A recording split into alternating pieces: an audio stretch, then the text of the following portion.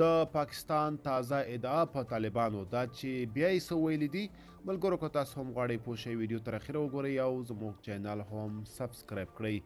پاکستان د کابل او اسلام آباد ترمنځ د خبرې له لارې د ستونزو پر حل ټینګار کړی.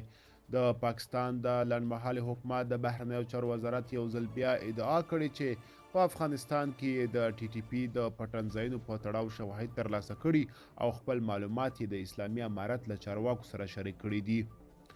د یاد وزارت ویاندوی ویلي اسلام آباد د سرپرست حکومت له چارواکو غواړي چې د ټي ټي پي یا پاکستاني طالبانو پر وړاندې اقدام وکړي او پټنځایونه یې له منځه یوسي.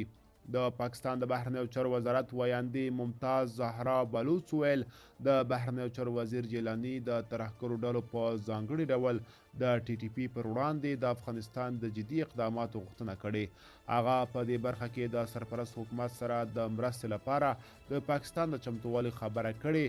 د بهرنیو چارو وزیر دغه راز د پاکستان او افغانستان ترمنځ خبرو له لارې د ننګونو د حل په موخه د پاکستان پر ژمنې ټینګار کړی دی.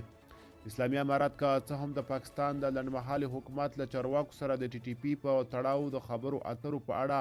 څه نه وایي، خو زیاتوي که پاکستان په افغان خاوره کې د ټي ټي پي پر پټنځایونو په تړاو شته شواهد له سرپرست حکومت سره شریک کړي نو اسلامي امارت به ژر اقدام وکړي.